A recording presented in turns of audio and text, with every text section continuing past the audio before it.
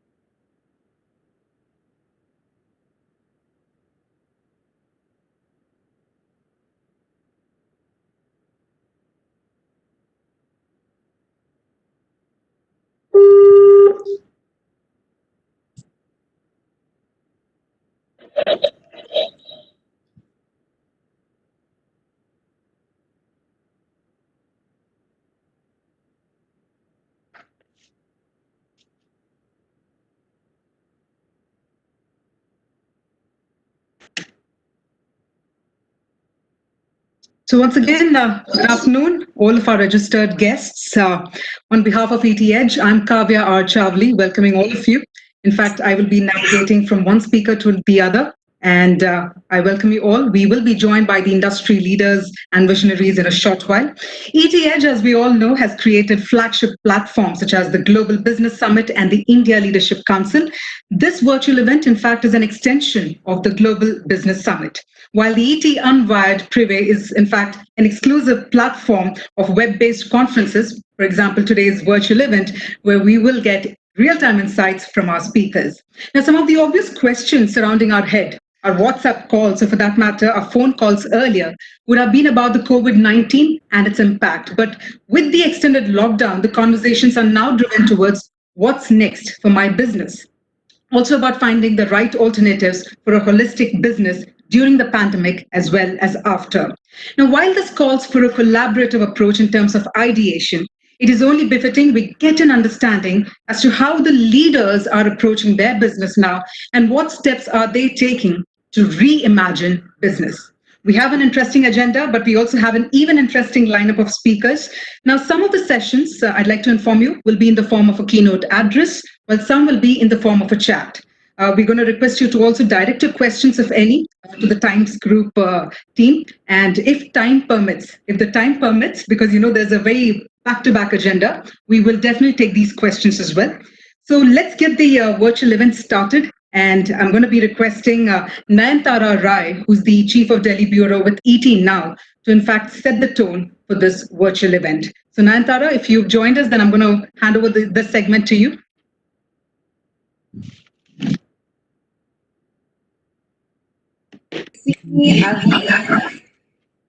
Good afternoon, guests, speakers, delegates, IOC members. I know Kavya's already said it. Let me also say it once. Welcome to the Economic Times Unwired, where we are reimagining business. I'm calling it Reimagining Business Summit. I don't think any of us ever dreamt that we could be in our homes, working from home like this, the disruption that we're seeing in the form of COVID-19. It is very much the black swan. We could have never prepared for it, and whatever we now still do will look like we are still not well prepared to deal with COVID-19 today and tomorrow, whenever it is that this lockdown does lift. The fear now is, what happens if we're going to have a prolonged lockdown? Can it turn out to be more lethal? Will we end up doing more damage and causing more deaths, sending more people towards a miserable livelihood, which will outweigh the lives that we may have saved with the lockdown. What kind of an exit should we see from this lockdown? Every day, India is losing billions of dollars when it comes to this lockdown. We are fighting a war on two fronts, the economic front as well as the health front. Everything that we do will rely a lot on a medical breakthrough. We still don't have that medical breakthrough, but what we really urgently also need is a vaccine for the economy. It's scary, ladies and gentlemen. Look at the numbers that have started coming out. The IMF, the International Monetary Fund, has already warned that we could hit a GDP, a growth rate of what we saw in 1991. And remember, that's when we saw bold reforms, out of the box thinking, the dream team of the then Prime Minister Narayana Rao, as well as the then Finance Minister Dr. Manmohan Singh, having no choice but to open up the economy. They really had no choice. We were looking at a scary situation of India going bust. And now it's the turn of Prime Minister Narendra Modi and Finance Minister Nirmala Sitharaman to do the unimaginable. And that is all what we are going to be discussing here. I'm sure a stimulus is very much in the works, a fiscal stimulus package. The timing, of course, has to be right. The government doesn't want to fire its Brahmashastra till it knows when it must fire it, because we don't know how long this health crisis is actually going to last. We are in completely uncharted territory. Like many of you that are employees, that are running businesses, you don't know when to start opening your factories, getting the employees back. Social distancing is certainly here to stay. The United Nations Department of Economic and Social Affairs has said the global economy could shrink by up to 1% in 2020 due to the coronavirus pandemic. And that's a reversal from the 2.5% growth projection already. The IMF has said that if in the second half of 2020, India doesn't start showing recovery, we will have the worst growth rate ever in modern India. And that is why we are having this brainstorming session. We all need to collaborate. For once, there is no opposition. There is only one enemy, which is coronavirus. And we all need to unite as industry, along with the state governments, as well as the center, brainstorm. It's about survival. And after survival has to be about revival. But like I said, if this stays prolonged, it's going to turn out to be more lethal than the coronavirus. As the international organizations and federal governments continue to develop the response to the economic adversities, the Economic Times Unwired Reimagining Business Summit, an extension of the flagship event, the Economic Times Global Business Summit, is an effort towards creating the kind of narrative I was just talking about. At ET Edge, we always aspired to bring together visionaries, thought leaders, outstanding entrepreneurs, policymakers from across the globe. And isn't that going to get quicker, easier to do as we do it virtually? So today we're going to have Mr. Narayana Murthy beginning the summit, sharing his prescription, his antidote for COVID-19 when it comes to the economy. Rajan Anandan needs no introduction, from Sequoia Capital, India, the Thai Delhi president as well. We'll be talking about the future of startups, how they all must start reimagining entrepreneurship and the startup street as well. Mr. AP and GP Hinduja will share their experiences of managing a mammoth conglomerate in this Black Swan event. And His Excellency Mohammed Alabar will give us a sneak peek into what our cities could certainly look like. Ladies and gentlemen, we're trying to do also the unimaginable. Crystal ball gazing. It's as if the dystopian future is here. Let's brainstorm and win this war. Thank you. Thank you so much, Nayantara, for setting those insights. In fact, I must say it is an insightful start, in fact, to this virtual event. There's a lot to look forward to as well. So thank you once again. In fact, Nayantara will be joining us in a short while you will be also spearheading a very interesting conversation with our guests. On that note, all our participants, ladies and gentlemen, all those who have joined us, I'm also going to urge you, while this is a virtual event, we'll also request you to keep those tweets coming using hashtag ETGBS and hashtag ET Unwired. So all that you get to experience here, all that you get to understand from our speakers, keep those tweets also coming using hashtag ETGBS and hashtag ET Unwired. So without any delay, it's time for our first keynote address, ladies and gentlemen. In fact, we're joined by the legendary co-founder and the chairman emeritus of the Indian tech giant Infosys, Mr. Narayana Murthy. In fact, I'm reminded of his quote, which is, growth is painful, change is painful, but nothing is as painful as staying stuck where you do not belong. In fact, as entrepreneurs and business owners, we have faced unexpected change altogether. So it's time to get nuggets of understanding from the leader himself, also get prescriptions for the post-COVID economy. Now, this conversation will be spearheaded by Archana Rai, Editor South with the Economic Times. So I'm going to request Archana to please take forward the segment. Thank you, Kavya. Good evening, Mr. Murthy. It's a pleasure to be here to speak with you as always. Welcome to ETGBS, and thank you very much for making time to be here.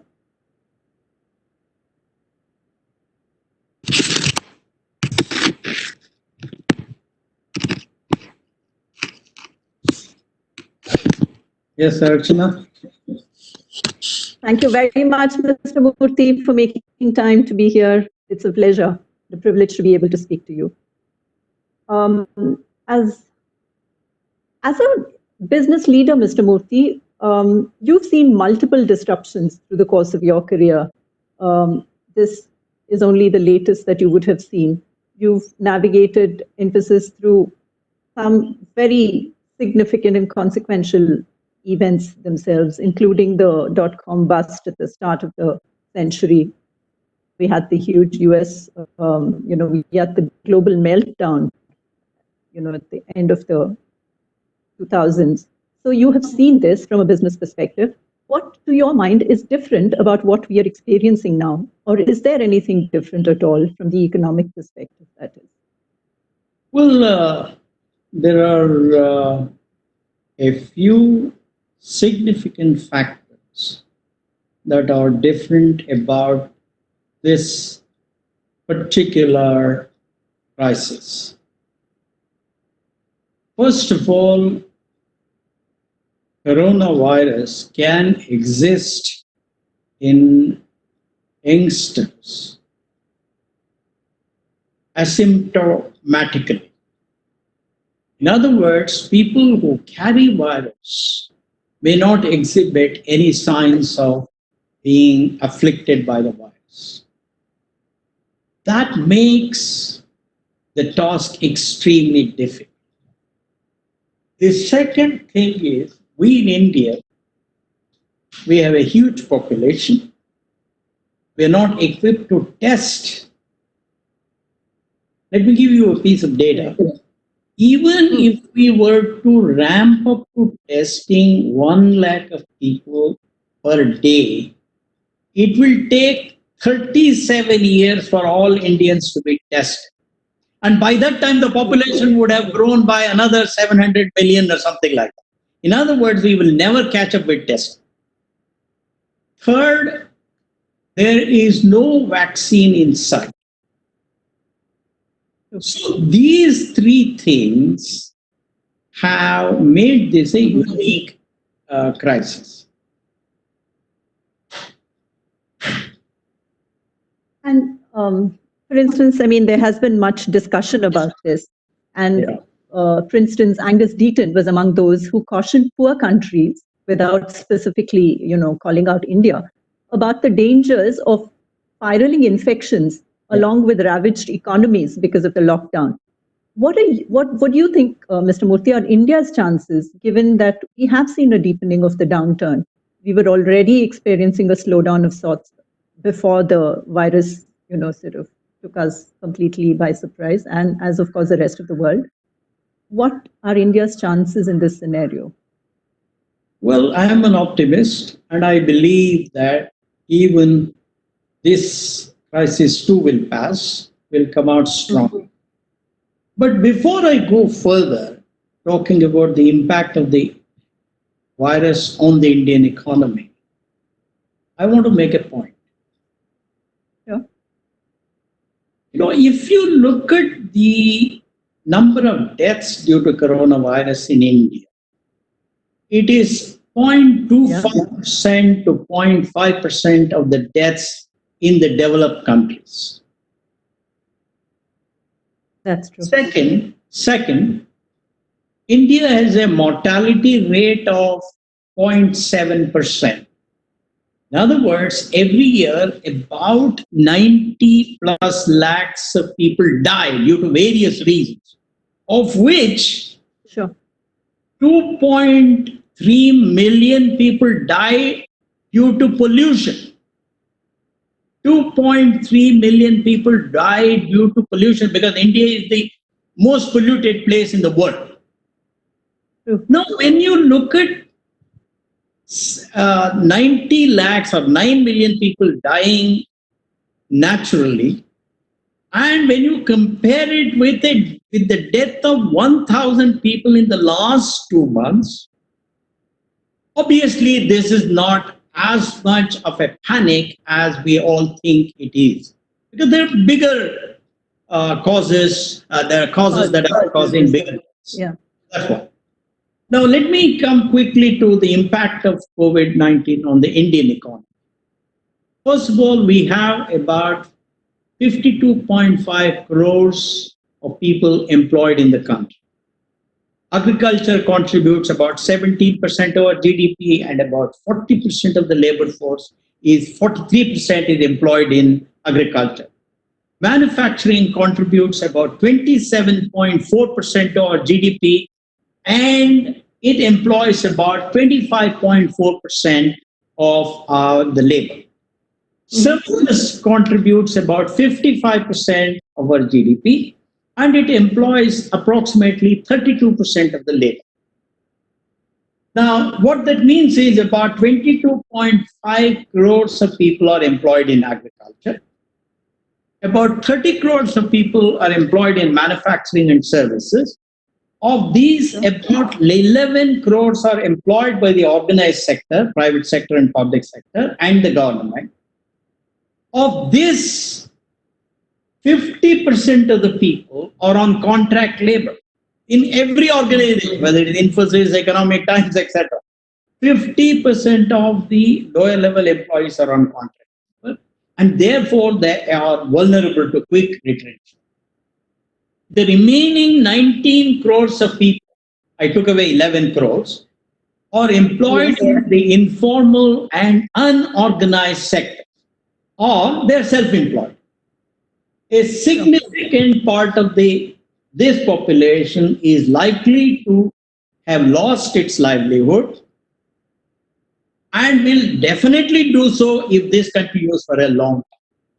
Of course, agriculture has not been affected as much by the pandemic because social distancing is easier there, and the pandemic has not entered rural India, and government has lots of schemes to take care of the people. Yeah. Second, several sectors of the economy have been severely affected, like airlines, retail, movie industry, restaurants, hospitality, etc. I think they will take a couple of years to recover, and they will incur huge losses. Third, most businesses have lost between 15 and 20% of their revenue. Simple. 2 months, take 2 months. The 2 months, 8% per year means 2 months is about 16%. So therefore, 15% is very, very normal or very easy to understand. What that also means is the taxes and GST collection will be impacted significantly. As you pointed out, or as Nayantara pointed out, IMF has already estimated the GDP growth rate of India to slow down to 1.9% this year from 4.5% last year. So these are some of the serious impacts of COVID-19 crisis.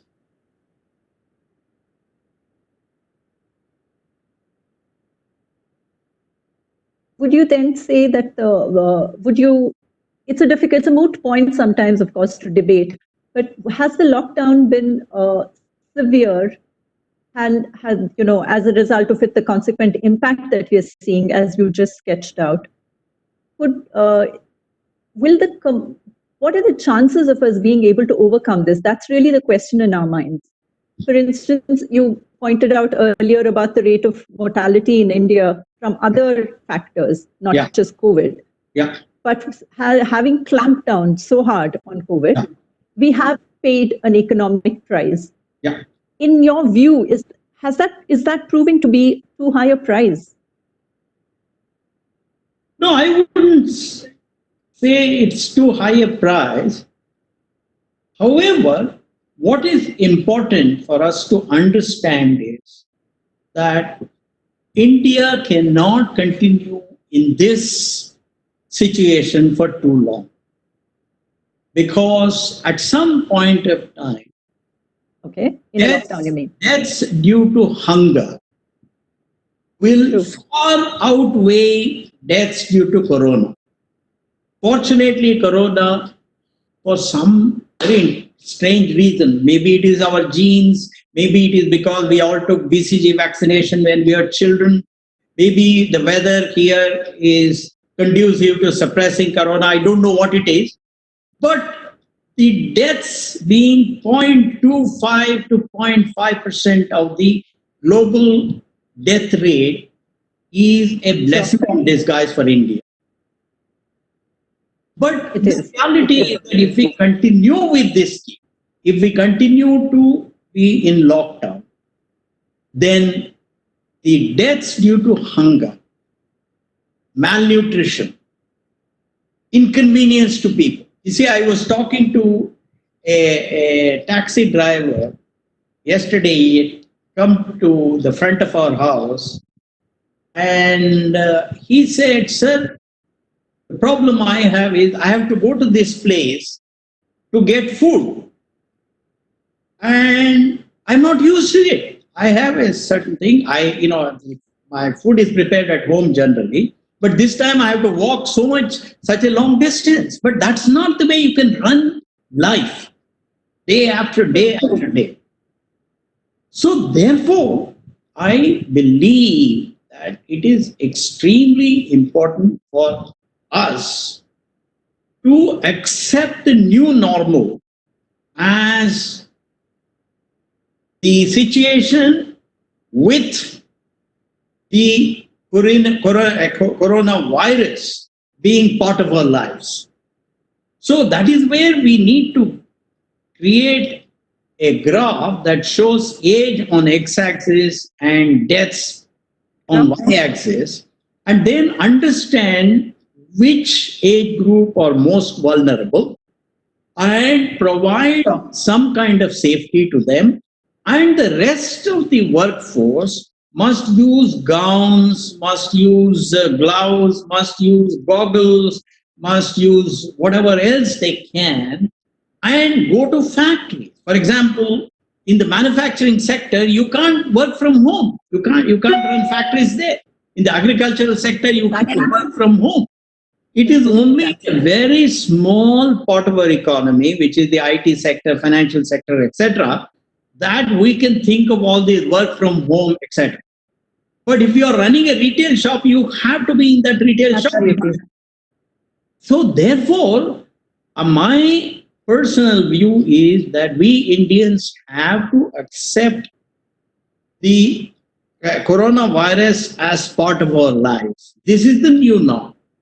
So therefore, we have to say, those of us, people of my age who are highly vulnerable to corona death, we should be very, very careful.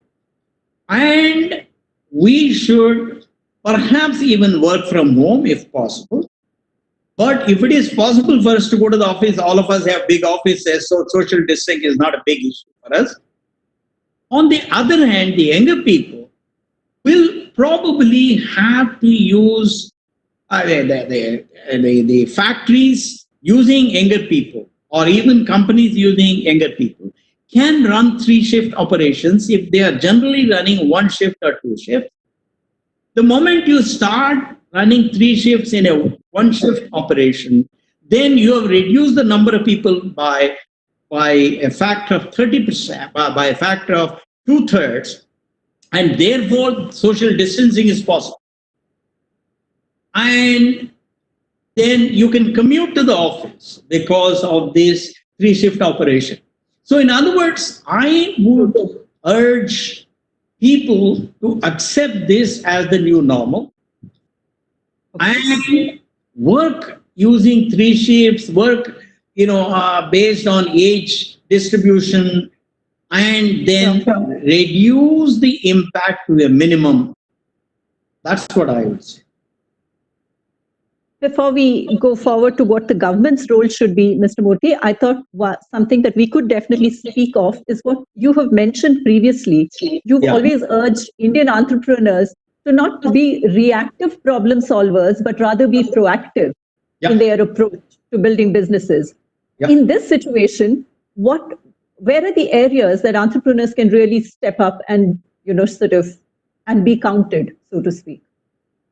I'll tell you, I'm somewhat surprised that I have not seen an Indian entrepreneur come out with a quick finger pricking testing mechanism like China has already done. Maybe it is testing only antibodies, but testing antibodies is better than not testing at all. If we have that finger pricking testing mechanism in each home, and if it is sold at a reasonable price, most of our anxiety will go away. But for some reason, I have not seen a single Indian entrepreneur come out with this. On the other hand, even though the virus may have started in China in December, by end of January, they were ready with the finger pricking antibody testing. That is something that we have to learn. So this is what I am somewhat surprised about our entrepreneurs. And if only we can do that, I think it will be a big tribute to our scientific knowledge, our institutes of higher learning in science and technology, our IITs, IISc, etc., etc. That's what I would say. True. Definitely. That is a key point. Are there other areas where you think there are entrepreneurial opportunities that can be quickly, harnessed by Indian entrepreneurs? I'll tell you. For example, we should have conducted an experiment of running 3 shifts in a factory that operates on 1 shift. For example, we could have conducted an experiment where retail shops, which run only 1 shift, to run 3 shifts. We have not conducted. Number 2, we could have some entrepreneur could have said, I will produce millions of protective gowns, gloves, masks, goggles, etc. And we could have conducted a controlled experiment of using those in factories so that, and then we could have observed the impact of that in contracting the virus. That again we have not done. This was the work that our entrepreneurs could have done. All that we are saying is that we have taken some draconian steps.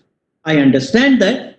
However, the innovation part of our psyche has been lying dormant in the last 2 months.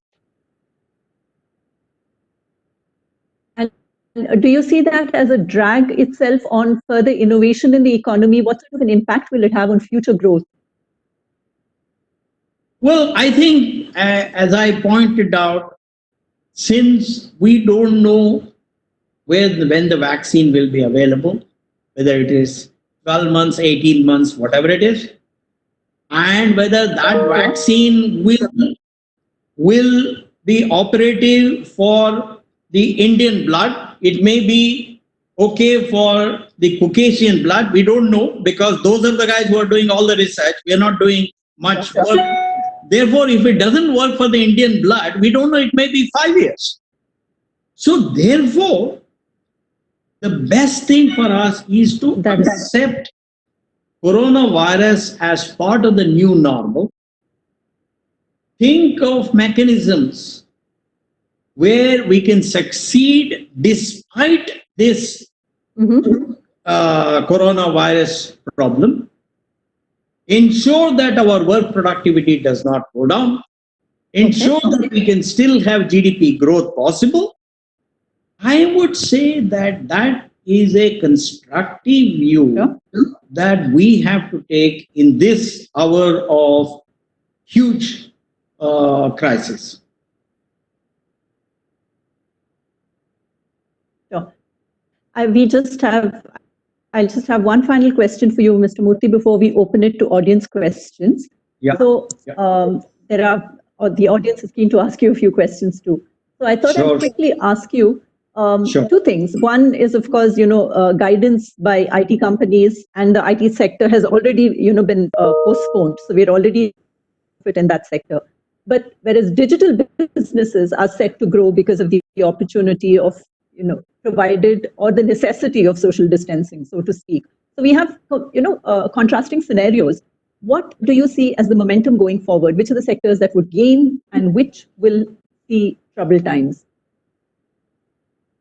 I personally see that all IT spending, which is discretionary, will probably be suspended, because in our markets, which happen to be US about 60-65%, and Europe about 23%, 25%, there is considerable lockdown.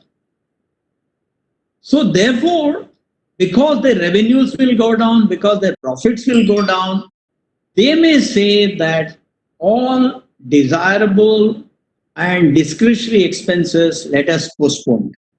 However, whatever investments in IT will reduce the cost of operation, will allow those companies to operate in the new normal, which is social distancing, which is virtual commerce or e-commerce, etc., which of course comes to your digital stuff. I think those areas are likely to see a significant increase. I wouldn't be surprised if those opportunities increase by 20-30%, because they are very much needed. But the reality is every one of them has to be cost of operation. That's what happens when you are in a crisis, when your revenues are not growing, when your revenues are depressing, and at the same time you have to make the enterprise viable. That's true too. And as we began by saying that you have seen several downturns in the course of your career as a business leader. What would your advice to entrepreneurs at this moment be, Mr. Murthy? What will you tell them to focus on? How do they deal with this and how do they take this ahead? When we were hit by the dot-com bust in 2001, at that time, I asked my planning group to use mathematics, statistics, modeling, and simulation, and come out with the worst case, the average case, and the best case. And of course, given our principle of under-promise or deliver, I said we will grow 30%, but we actually ended up growing 100%. But anyway, that's another day. So what I would tell entrepreneurs is, make this analysis, worst case, average case, and best case. Ideally keep your cost for the worst case, or at best the average case. Enhance your work hours to 10 hours a day instead of 8 hours, and work 6 days a week. Once we start operating in the new normal, once we take care of this coronavirus spreading, etc., And Yes. then you will be in a position to overcome this thing. That's exactly what we did in 2001. So we started working harder, we started reducing our expenses, and the result was we grew by 100%. And that year, of course, our net income margin was 31.5%. So, anyway, that's for another day. So, I would request the entrepreneurs to focus on creating models, then assume either the worst case or the average case at best, cut down all your expenses for the worst or the average case, and then improve work productivity by working 25% more hours per day and perhaps 6 days a week, and then everything will be fine.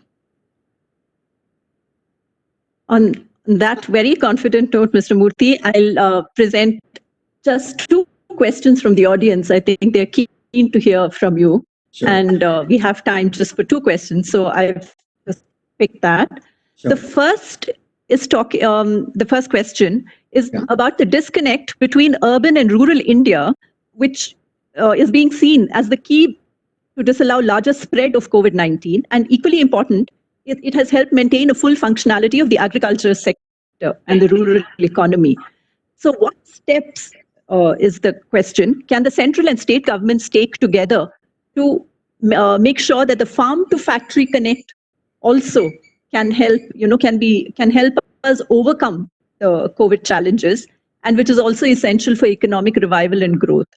So basically they're saying, the question I think is about how can we make sure that both sectors can grow independently and not have to feel the pressure that one sector is feeling on the other. So, well, fortunately, the country has realized the importance of agricultural sector, importance of food. I think essential goods form probably about 15% of our expenses, and therefore already all the essential goods are available. All these provision shops are available. You can, nobody prevents those shops from being open, and people have allowed transportation of the raw materials for food items from place A to place B, etc. That's all happening. But and of course, government has put in a lot of money in supporting the DBT, the direct benefit transfer mechanism for the rural sector very well. true. It's not satisfactory when you look at it from the perspective of a more developed country, but from the perspective of a country like India, it probably is okay.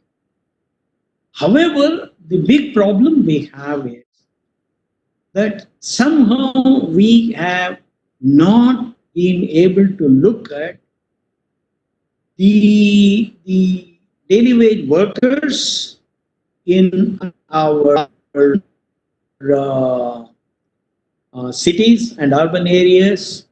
We have not looked at small shops. We have not looked at self-employed people. We have not looked at startups, etc. So what I would personally like to see is, in some way, like it has happened in some countries in Europe, if the government can provide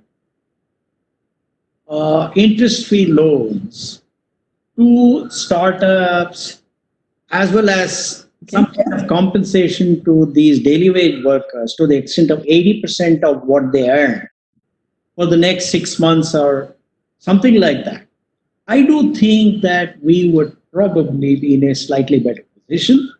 And parallelly, on the side of the entrepreneurs, on the side of the companies, we have to simply assume, as I pointed out, that the new normal is one where COVID-19 is part of our life, and therefore we will succeed despite COVID-19, and we will reduce the impact of COVID-19 while ensuring that our work productivity does not go down, and that our GDP growth does not go down.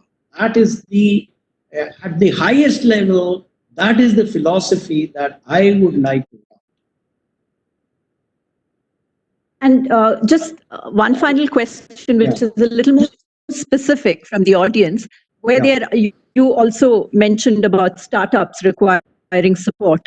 And this question is about the uphill task that is ahead of startup entrepreneurs, particularly in the IT sector. So they are the question is, how can they counter this? What should the strategy be to get through a challenging situation as they are now facing right now? No, I think a body like NASSCOM should conduct a controlled experiment. Sure. Wherein youngsters with suitable protective coverage can actually go to office, and at the end of the successful experiment, we could go to the government and say, don't say that for the next 3 months you will have to sit down at home. Now, while it's true that in some cases the productivity of working from home is higher than the productivity in the office, some people have told me that, but my own experience at Infosys was that productivity in the office itself was very low. In 2006, I conducted an experiment, and only 60% of the people were coming to the office for 6 hours or less. 60% of the people were coming to the office for less than 6 hours. And I conducted another experiment in 2013, and we found that of the people who came to the office, they were working only for 4.5 hours a day. So therefore, I am not very certain, I do not have data to prove that working from home will improve productivity, will give you better. So therefore, the better thing, also psychologically, it is better that all go to the office. True. That is where protective gears are important, gowns or goggles or gloves, masks, whatever it is. And let us bring an air of normalcy to our lives. But that can only be done by an institution like NASSCOM, by conducting a controlled experiment with the help of the industry and take the data to the government and show. That's the best way. That it can be done. It can be done. Sure. Absolutely. On that very confident note, Mr. Murthy, on that very confident note, thank you very much. Thanks. Your prescriptions, I think, are just what people really wanted to hear, that we can deal with this challenge. I think that's what is the underlying message that you have shared this afternoon. And I think it's just what people want to hear, that it is possible, that we can overcome. On that note, thank you again. Accept that this is part of the new normal. That we'll all meet in succeed. We will succeed despite this. And this is part of the new normal. That is the way I would look at it. Thank you. Thank you, Mr. Murthy. Thank you very much, Archana. Thank you, Mr. Murthy. In fact, some very interesting insights right at the start in the form of your keynote address. Thank you once again. In fact, our participants list, from what we see, we already have more than 1,000 participants, and we have Mr. Rajan Anandan joining us. Good afternoon, sir. And that brings us to our next keynote speaker, in fact, who has also been in his previous capacity as the head of Google India and Southeast Asia, played a key role in expanding the internet ecosystem, a prolific angel investor who has also backed a large number of startups and is currently the managing director of Sequoia Capital. So let us understand the opportunities and the challenges that are in store for the startups on the other side of COVID-19 through this keynote address. So Mr. Rajan Anandan, once again, good afternoon and a warm welcome to our virtual event. I'm going to hand over the segment to you, sir. Can you hear me okay? Yes, sir. Okay, terrific. Good afternoon, everyone. Mr. Murthy, it's always a pleasure to hear from you. And every time I hear you speak, I learn something, learn many new things. It's also great to see old colleagues like Ajay Vidyasagar who are going to speak later. Let me start by thanking ET and the GBS team for inviting me, and thank all of you for joining us virtually. It's incredible to see how the world has changed, where you have over 1,000 attendees for a virtual conference. It's great to see many of you joining this summit to share ideas, to talk about issues important to our country and our economy at this very important point in the history of the world. As you know, we're in a global healthcare, humanitarian, and economic crisis of a magnitude that we have not seen for over 100 years. This is an incredibly difficult time for everyone. It does not matter who you are, where you live, or what you care about. COVID-19 impacts everyone. The world has changed in so many ways over the past 8 weeks, but the biggest changes, as we all know, are yet to come. There will be many permanent changes to every aspect of life, business, and governance in the post-COVID-19 era. Mr. Murthy talked about several of those changes that are likely to happen.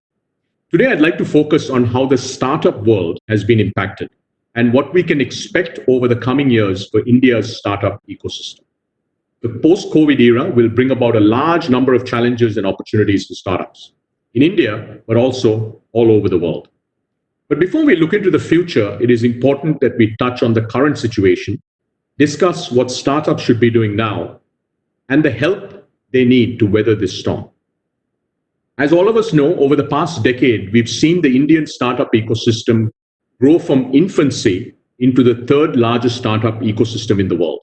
There are over 40,000 startups in India today and some 30 unicorns. Over $50 billion has been invested in Indian startups over the past 5 years. Just 10 years ago, if you go back to 2010, India had less than 1,000 startups, 0 unicorns. Unicorns are privately held billion dollar valued startups. We had 0 of them 10 years ago, and less than $500 million a year was invested in venture capital each year in India. What a difference this past decade has made. The current crisis, however, is creating unprecedented challenges to India's startup ecosystem. If you're a startup founder on this virtual summit, you know exactly what I'm talking about. Let me focus on a few numbers that are not as widely known. Of the over 40,000 Indian startups, only 10% have raised external capital from venture capital firms or angel investors, right? Everybody, in the ecosystem as well as in media talks about all the funded companies, but the real story of Indian startups is not the funded companies, because only 10% of the over 40,000 Indian startups are funded. And when we look at the 10% of startups that have raised capital, external capital, 80% of them are unprofitable. Now, this is to be expected since external capital is raised to focus on accelerating growth. So no investor would expect a startup in the very early stages to be profitable. While some of the funded startups will be able to continue to raise capital in the months ahead, many will face challenges to raise external capital. 90% of Indian startups have not raised external capital. Now keep in mind, that is over 35,000 Indian startups. And of these unfunded companies, only 40% are profitable. And these unfunded startups have, on average, less than 2 months of cash reserves. As we enter the 6th week of lockdown, thousands of India's startups are facing an existential crisis. In fact, if you extend that to small and medium businesses, as all of us know, that number runs into the millions. And by the end of May, it is very likely that many thousands of our startups will cease to be in business. Every startup founder in the country is focusing today only on one thing: survival. We're deeply impressed with how founders have acted. They've acted very quickly to ensure that they take care of their teams and have taken decisive actions to extend cash runway. If you're a startup founder, the thing that matters the most today is cash runway. And the advice that we've been giving to our portfolio as tied to the entire ecosystem and every single investor and seasoned entrepreneur has been given to startups over the last 6 weeks is just one thing. If you have 3 months of cash runway, extend it to 6 months. If you have 6 months of cash runway, extend it to 12 months And if you have 12 months of cash runway, extend it to 24 months. Because if you have 24 months of cash runway, there's a pretty high likelihood that you'll make it through this. Still, many founders are facing incredibly tough choices, especially in industries where demand either has evaporated or is evaporating, and where demand will certainly not come back anytime soon. As a nation, we'll need to do a lot more. The government of India has been extremely progressive when it comes to startup. I think all of you would agree with that. Whether it's the startup fund of funds that was set up, or the rollout of the India Stack with Aadhaar at the base, or the many other initiatives that Startup India has rolled out. But given the crisis that we're in, we'll need to do a lot more.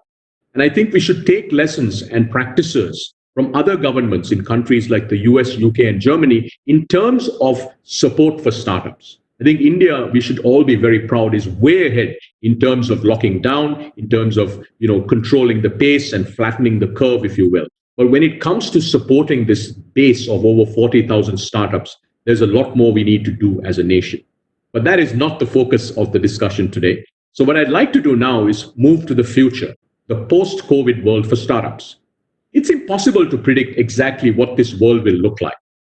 But one thing we can expect is nothing will be quite the same. The spread and impact of COVID-19 is bringing about changes in consumer behavior and consumer psychology, and a change in business dynamics that will impact the startup landscape for years to come. Let me focus on several areas where we will see significant change. As I mentioned, profitability has been a challenge for Indian startups. In fact, Archana and many of you and ET and every other media house has been writing about this issue of profitability in Indian startups for a long time. And as I mentioned, as of last year, 80% of Indian startups that had raised external capital are unprofitable. In fact, what was even more worrying, that many of them, not all, but many, were deeply unprofitable. So the first big change that we are going to see is that by the end of 2021, which is, let's call it 18 months away, I would expect 80% of Indian startups to either be profitable or will at the very least have strong unit economics and a path to profitability. Right? It's unlikely that a large number will be very profitable, but we'll certainly see a very strong focus on unit economics and a path to profitability. And the reason for this is simple. There will be no investor interest in startups that do not have a viable economic model. Mr. Murthy is sort of the icon of building a highly capital efficient company over a long period of time that has become insanely profitable and really made a mark on the world.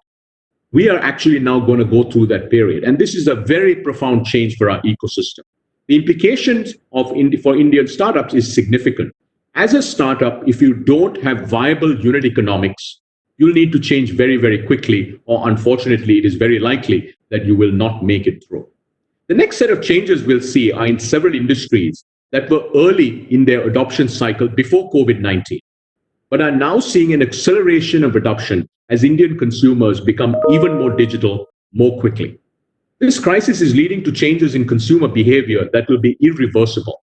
Online education is probably one of the sectors that will be impacted most from a positive standpoint.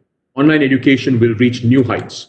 Hundreds of millions of children in India are learning from home as we speak. And we'll see explosive growth in EdTech. The growth curves that we're seeing in most, if not all, EdTech startups in India today are really unprecedented. There are 17 EdTech unicorns in the world.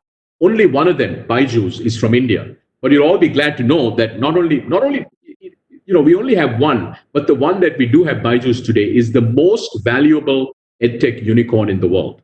But we expect this picture will change, and it will change very quickly.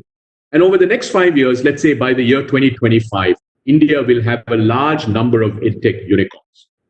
Online grocery is another segment.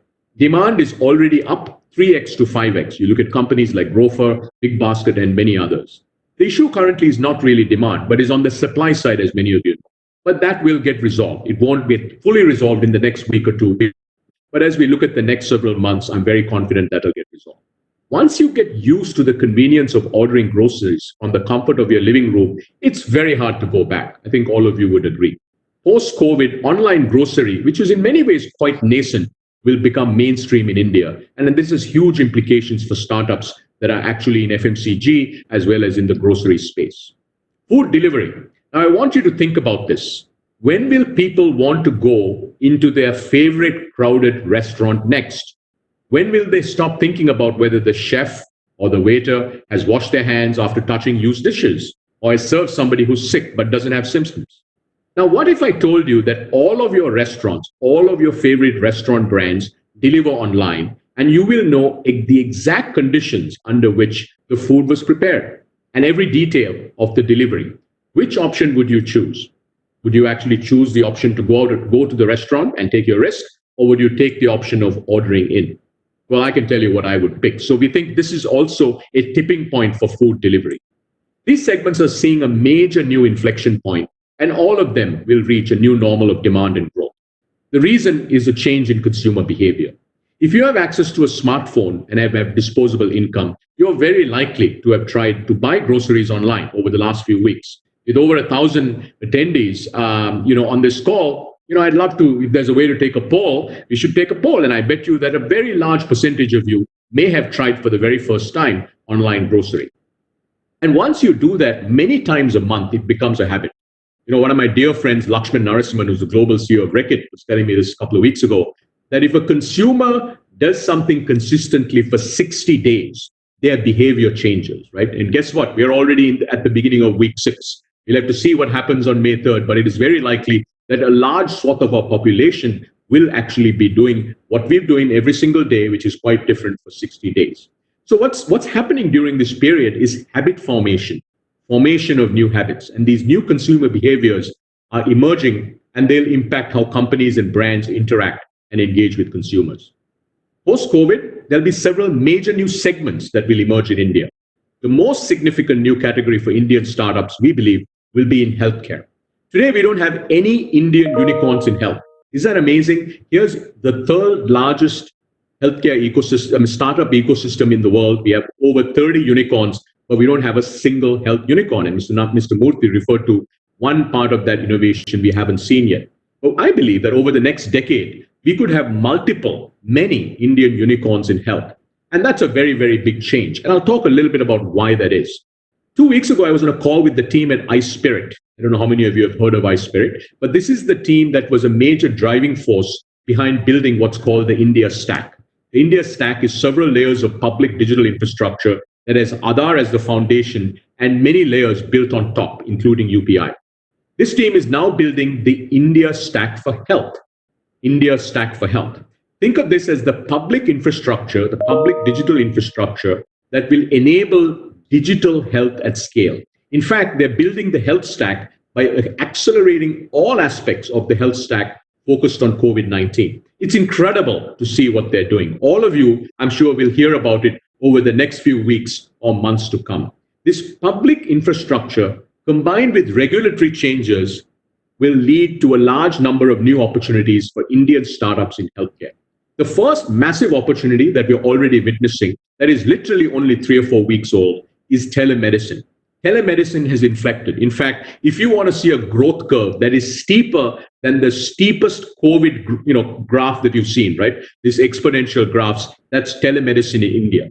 And the reason is really very simple. A few weeks ago, India changed the regulation that enabled telemedicine, right? Before that, a doctor couldn't really provide you an online prescription. So that was one big change, right? Now you could actually do it and it's legal. But actually the bigger change was not that. The bigger change was doctors. I don't know how many of you have thought of this, but your doctor, whether it's your GP or your specialist, believe it or not, doesn't want to see you in person today. They would much rather have a chat or a video call with you. And that then rather having you show up at their clinic or at the hospital. And these two things combined, right? Change in regulation combined with change in the behavior of doctors is leading to this explosive growth in telemedicine. And I know I'm very confident we're going to see several large companies that will be built on the back of telemedicine. Given COVID, in a few months, all of us will have a unique health ID. Think of this as a health passport that has all your health vitals, especially the COVID-related ones, right? Things like immunity. Mr. Murthy talked about testing. Your body temperature is the new most important vital for the next 24 months. This health ID will determine everything that you do. Do you go to the office or factory? Can you board a plane? Can you attend a concert? In fact, Mr. Murthy talked about running an experiment to get people back to work. Well, we're going to have some form of, not only large-scale testing, but really this notion of a unique health ID to be confident to be able to send hundreds of millions of Indians back to work. Post-COVID, we'll also see the rise of many new categories related to our overall health, from fitness to disease management to mental wellness. All these segments will become large as consumer behavior continues to change in many ways we can't imagine today. India today has a few very early stage startups in the whole space of mental wellness. Here's one thing I can tell you: over the next 2 or 3 years, mental wellness is going to become a massive topic. In fact, this morning I was moderating a panel where one of the speakers talked about the early data on mental wellness in India. And week on week, we are seeing significant deterioration of how Indians are feeling when it comes to this topic of mental wellness. And that obviously creates the imperative that we develop solutions for mental wellness. AI-driven healthcare solutions and even medical devices will take center stage in Indian innovation. I agree with Mr. Murthy. I wish we would have come up with that one innovation or many innovations China has. But Mr. Murthy, they're coming. A few weeks ago, the entire Indian venture capital industry and many startup founders got together and launched an initiative called Action for COVID-19 Team. It's called ACT. And we created a corpus of 100 crores and have give grants to scalable Indian solutions focused on COVID. The innovations we are seeing are incredible, right? We've given grants to over 25 Indian innovators. And I must tell you, I'm deeply impressed to see both the innovativeness of these solutions, but more importantly, the kind of impact these solutions are going to have. And they range from preventing the spread of COVID-19 to ICU care, all the way through, ventilators and PPE and so on and so forth. And some of these companies you'll hear about, right? So although we haven't had many sort of breakout medical device companies in India, I think they're coming down the pike. And what COVID-19 is going to do is it's going to create opportunities for these companies that maybe would have taken 5, 7, 10 years to scale very, very quickly in a very short period of time. Now, moving to the B2B side that Mr. Murthy also referred to, COVID-19 will accelerate digitalization in every business. If you thought that companies have been going digital quickly for the last few years, that was the trailer. The movie is about to begin, right? Digital will become 10x more important in every boardroom. Within that, digital solutions that can reduce cost and drive efficiency will become especially important. Cost reduction, accelerating things like e-commerce, remote work and collaboration, right? If your solution, falls into one of these critical mandates that large enterprises are going to have, your business is going to do well. And I actually think this is going to create massive opportunities for innovation, and a whole new crop and class of SaaS companies will emerge from India that are targeting enterprises and mid-market companies that will actually help them dramatically reduce costs. Automation, which has really seen many waves, in many ways RPA, right? Robotic process automation was sort of the last big wave. Now we're going to see RPA plus on steroids, and it's a great opportunity for Indian companies to take the lead on innovation. This will also likely be globally the tipping point for robotics. Robotics, which has had limited applications at scale till now, will start permeating every aspect of our lives and business. India has not really had a role to play in robotics innovations, but we could have a window given the tsunami of demand that will likely rise for robotics in every industry. We have a few companies like Grey Orange Robotics in India that have done quite well, but I think we're going to see a new mushrooming of new robotics companies, and I'd really encourage, especially the IITs and other research institutes, to really double down on this area, because this is the tipping point for robotics globally. Now, despite all these opportunities, I do know it's hard to be optimistic today. It's hard to see the other side of this crisis, given we face so much uncertainty in our personal and professional lives. Let me wrap with two observations. As a human race, we have always overcome every challenge that has come our way. Secondly, Indian entrepreneurs are incredibly agile, are amazingly, strong and extraordinarily innovative. And I think this is going to be the next boost that you'll see for innovation. This will also pass. It will take a long time, as Mr. Murthy has mentioned, as we've been reading and all our experts have been telling us, but it will pass. And when we arrive on the other side of COVID, the set of opportunities we will have will truly be unprecedented. Thank you. Thank you very much, Mr. Anandan. It's always interesting to hear the kind of insights that you always share, and also the kind of interesting trends across different sectors.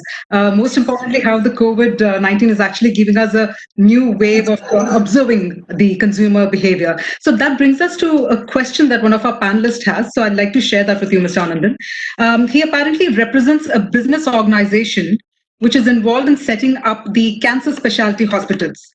Now, one thing that he wants to understand is that the business involves in high capital investment and 6 to 7 year gestation. So the outreach is kind of widespread. So in their business model, the work from home model does not work. So as a mid-segment emerging enterprise, how can they deal with challenges of CapEx and manage growth in the current times? Yeah, so I think great question, right? I mean, so there are many challenges that you just described there. One of them is raising funding. I do think, look, funding for healthcare globally, right? In many ways, with the exception of a few developed countries, and even they, we are realizing, have underinvested in healthcare. So I think the single biggest area of investment for the next probably 20 years is going to be healthcare, right? So I think there's going to be a lot more capital available for healthcare investments. Obviously, hospitals, require different type of investors, right? Probably more private equity type investors as opposed to venture capital, which tends to be very early stage, maybe possibly a little more capital efficient businesses at the early stages. But the reality is, look, if you're building, I mean, clearly there's a need for cancer treatment. That need will increase only by leaps and bounds over the next 10, 20 years in India. And there will be much more capital globally that will come after, entrepreneurs are building interesting solutions. I think the other question of that is very near term, right? Which is how do you protect your doctors, your nurses, your patients, your teams that are actually delivering care in these hospitals. And I think that's where, apart from the basics, right, making sure there's enough PPE and so on, I think this notion of a unique health ID becomes super, super important. I really think that, without that, it is very difficult to get any nation back to work. I was talking to another friend of mine who runs a very large genomics company in the US just over the weekend, and he said, when they get back to work, which is likely June or July, every week they're going to test the entire workforce of thousands of employees, right? And they're actually developing. They're a sequencing company, so they'll start doing that. So I think we're going to need sort of this notion of a unique health ID. It won't be perfect, right? Given what we know, but it's going to be but the basics we want to make sure, right?